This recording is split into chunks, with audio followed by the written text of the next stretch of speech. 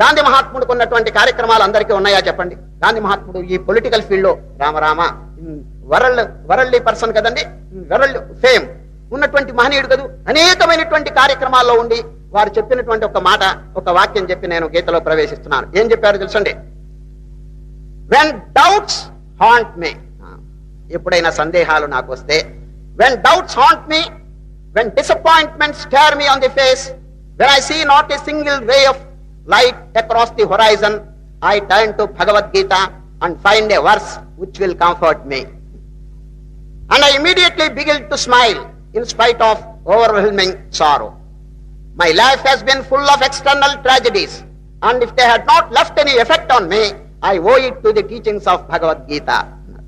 నా జీవితంలో అనేక అల్లకలోలములు వచ్చినాయి, కానీ ఏదైనా నాకు అశాంతి కలిగినప్పుడు భగవద్గీత తెరవంగానే ఒక శ్లోకం నాకు కనిపిస్తుంది. ఆ శ్లోకము నేను చదవంగానే నాకు అనంతమైనటువంటి ఆనందం కలుగుతుంది, పరమశాంతి కలుగుతుంది. నా జీవితంలో ఉన్నటువంటి ట్రాజడీ అంటే ఏంటంటే ఆపత్తులు, ఎన్నెన్నో విఘ్నాలు, ఎన్నెన్నో ఆపత్తులు కలిగినాయి, కానీ అవి నన్నేమి చెలింపచేయజాలవు. కారణం ఈ భగవద్గీతే అన్నాడంచు. నాకు శాంతి కలుగు చేసి ఈ ఆపత్తులు ఏ మాత్రం కూడా నన్ను బాధ కలుగు చేయకపోవటానికి కారణం ఏంటంటే I owe it to the teachings of Bhagavad Gita అన్నాడు. మరి అటువంటి వారికి ఉపకారం చేసినప్పుడు తక్కిన వారికి ఉపకారం చేయదండి. జీవితంలో వారికి ఉన్నటువంటి ట్రాజడీస్ ఎవరికైనా ఉన్నాయా? వారికి ఉన్నటువంటి గొడవలు ఈ రాజకీయ విశేషాలు అందరికీ ఉన్నాయా?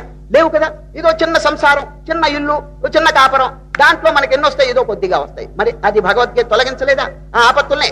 అటువంటి గొప్ప గొప్ప ఆపత్తుల్ని తొలగించినటువంటి గాంధీ మహాత్ముడు ఇటువంటి చక్కని అభిప్రాయం ఇచ్చినప్పుడు తక్కిన వారికి ఎందుకు శాంతి కలగదు? కాబట్టి daily make it a point, పారాయణం, ఒక్క అధ్యాయం లేకపోతే ఒక 2 శ్లోకాలు దాని కనుక చదివి దాని తాత్పర్యానికి మననం చేస్తుంటే జీవితంలో తప్పకుండా శాంతి కలిగి తీరుతుంది. అటువంటి దివ్యమైనటువంటి గ్రంథం మనం ఈ రోజు ప్రారంభం చేస్తున్నాం.